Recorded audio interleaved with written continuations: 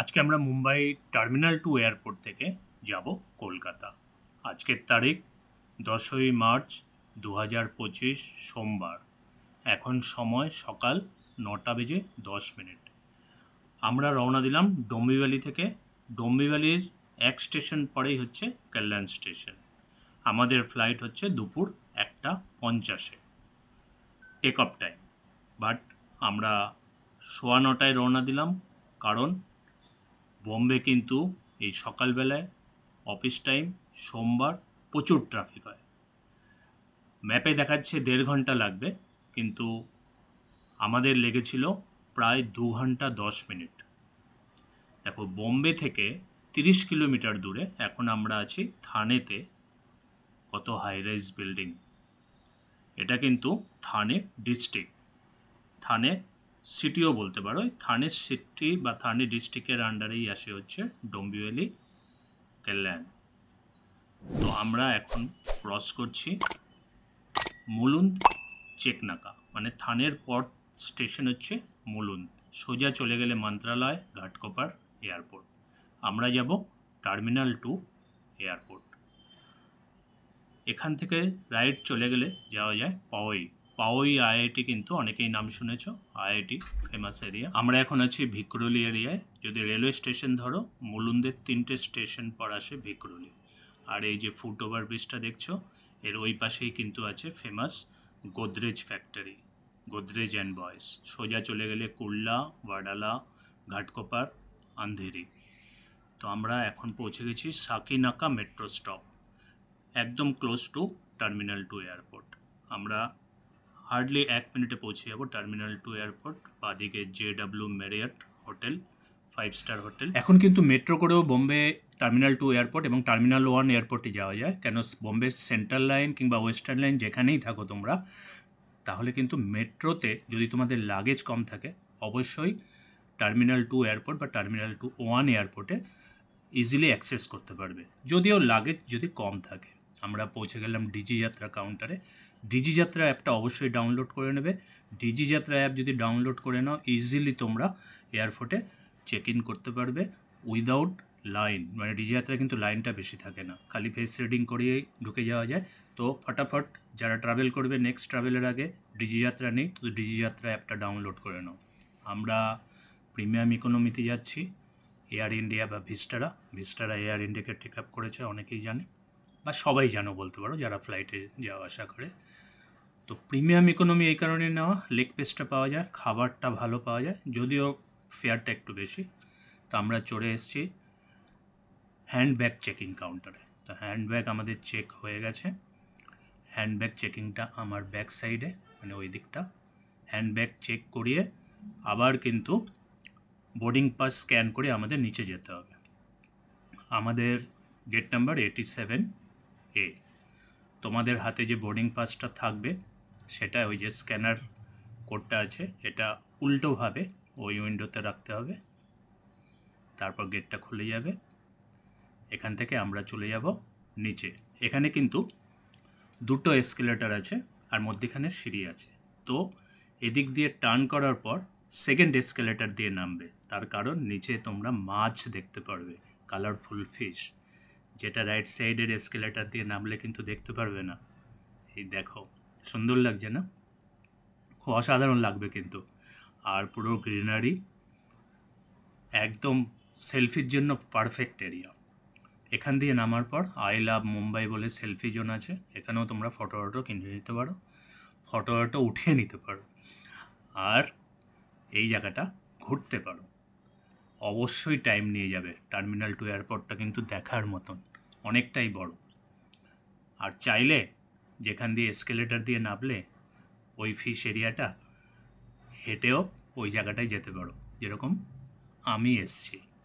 দেখো এই জায়গাটা ঘুরে দেখে নিতে পারো। অবশ্যই টাইম নিয়ে আসবে টার্মিনাল 2 এয়ারপোর্টে। টার্মিনাল 2 এয়ারপোর্টে কিন্তু অনেক কিছু দেখার আছে, যেরকম বড় বড় আউটলেট আছে, বড় বড় দোকান আছে, নানা রকম ফরেন ব্র্যান্ড আছে,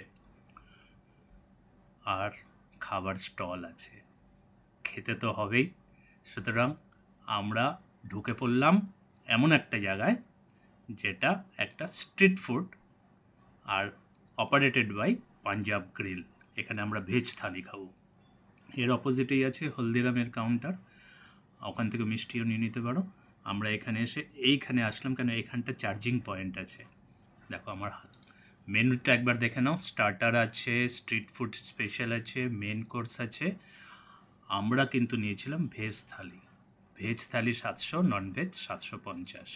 ভেজ থালিতে নিয়েছিলাম আমরা butter naan, Indian bread and রাইসও আছে, আর ডেজার্ট অ্যান্ড বেভারেজও আছে। যা যা সব পেয়ে যাবে এখানে। আর বিল হয়েছিল আমাদের 805 টাকা ইনক্লুডিং ট্যাক্স। ট্যাক্স নিয়ে আর থালিতে ছিল পাঁপড়, চাটনি, পেঁয়াজ, রাইস, ডাল, আলু মটরের একটা সবজি ছিল, আর পনির বাটার মাখানওয়ালা, আর ছিল একটা গোলাপ জামুন, আর ছিল 3টে বাটার নান। থালিতে কিন্তু 2টো বাটার নান আসে, একটা নান আমি এক্সট্রা নিয়েছি, তার জন্য আমায় 105 টাকা এক্সট্রা দিতে হয়েছে। মানে থালি 700 টাকা আর একটা বাটার নান 105 টাকা, 805 টাকা ইনক্লুডিং ট্যাক্স। আর ট্যাক্স ছাড়া হচ্ছে 766 টাকা। থালিতে কিন্তু একটা গোলাপ জামুনও ছিল। আর টেস্ট অসাধারণ ছিল, গ্রেড 8 আউট অফ 10। একবার বাথরুমটা দেখে নাও, এয়ারপোর্ট টার্মিনাল 2 এয়ারপোর্টের ভেতরে বাথরুমটা। আর এখানে কিন্তু সব কিছু ইন্ডিকেশন আছে। আমাদের গেট নাম্বার হচ্ছে 87A। এমএক্স লাউঞ্জও আছে, অনেকগুলো লাউঞ্জ আছে, এমএক্সের লাউঞ্জ তার মধ্যে একটা অন্যতম। আর এইখানে কিন্তু ক্রক্সের একটা শোরুম আছে, আর নানান জায়গায় মানে নানান এরিয়ায় বসার জায়গাও আছে, অনেক ফুড স্টল আছে। আমরা চলে এসেছি এবার ফুড কোর্ট, তোমরাও আসতে পারো। এখানে কিন্তু অনেকগুলো আউটলেট আছে, ফ্লোরিস আছে, ট্রাই করতে পারো। ভেজ ননভেজ দুটোই আছে। এখান থেকে খাবার নিয়ে অনেক জায়গা আছে বসার জন্য, এমনকি এয়ারপোর্টের রানওয়েটা দেখতে দেখতেও খেতে পারো। আমি চলে আসলাম এয়ারপোর্টের ঠিক রানওয়ে, এখানে কাচের ওই পাশে এয়ারপোর্ট এরিয়া, মানে যেখানে প্লেনগুলো দাঁড়িয়ে রয়েছে। আর এই পাশে আমি, এখানেও কিন্তু টাইম স্পেন্ড করে কফি খেয়ে, কোস্টা কফির কফি খেয়ে নাও। আর ওই দিকটা আছে কৈলাস পর্বত ভেজ রেস্টুরেন্ট। আর এখানে দেখো, এখানেও পেয়ে যাবে তুমি নানান রকমের ভেজ ও ননভেজ আইটেম। কেএফসিতে কিন্তু এখন ভেজও রাখে। কোকোকাট ক্যাফে, এখানে ক্যাফেতেও ট্রাই করতে পারো। আর আছে স্টারবাক্সের কফিও খেতে পারো। যা দরকার তোমরা সব এনজয় করতে পারবে টার্মিনাল 2 এয়ারপোর্টের ভেতর। আর আমরা নিয়ে নিলাম গল্ফ কার্ট, কেন আমাদের 87A গেট নাম্বার। 1:50 যে ফ্লাইটটা ছাড়ে না টার্মিনাল 2 এয়ারপোর্ট থেকে, সেটা কিন্তু হামেশা 87A গেট নাম্বারে দেয়, সেটা অনেকটাই দূর। সুতরাং যারা 87A গেট নাম্বার হবে তারা গল্ফ কার্ট নিয়ে নেবে, ফ্রি অফ চার্জ, কোনো ফ্রি নেই। আশেপাশের সৌন্দর্য দেখতে দেখতে চলে যাবে তোমাদের গেটে। এয়ারপোর্টের ভেতরটা মানে টার্মিনাল 2 এয়ারপোর্ট, এইসব মুভমেন্টের সময় কিন্তু অনেক আর্ট ওয়ার্ক দেখতে পারবে। তো আমরা চলে এসেছি, দেখো আমাদের গেট নাম্বার 87A। ভিস্টারা এয়ারটা দাঁড়িয়ে রয়েছে, আর তাজ থেকে খাবার এসছে আমাদের প্রিমিয়াম ইকোনমি, সুতরাং খাবারটা কিন্তু ডিফারেন্ট থাকবে। আমি নিয়ে নিলাম একটা 50 টাকার চা। আমি ভরে দিতে না করলাম, বললাম কম দাও।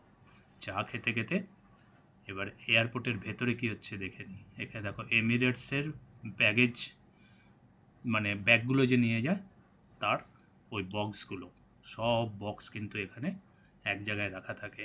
আর যে ফ্লাইট তার নামগুলো এতে লেখা থাকে। আমাদের টাইম হয়ে গেছে বোর্ডিং করার। 1:20 আমাদের বোর্ডিং টাইম শুরু হয়েছিল, কেন ফ্লাইট আমাদের ছিল 1:50। আমরা হেঁটে চলেছি পিবিবি দিয়ে, মানে পার্সোনাল বোর্ডিং ব্রিজ দিয়ে, যেটা একদম প্লেনের মধ্যে ঢুকে যাবে। এই এরিয়া এসে আবার টিকিটটা চেক করাতে হবে। টিকিট চেক করিয়ে ফাইনালি আমরা এয়ারের পেটে ঢুকে গেলাম। এয়ার ইন্ডিয়া লেখা আছে। স্টার্টিংয়ে কিন্তু 1 আর 2, মানে দুই দিকেই দুটো দুটো করে, মানে টোটাল 8খানা বিজনেস ক্লাস এরিয়া আছে, 1, 2। আর রো 3 থেকে 6 পর্যন্ত 3, 4, 5, 6 প্রিমিয়াম ইকোনমি।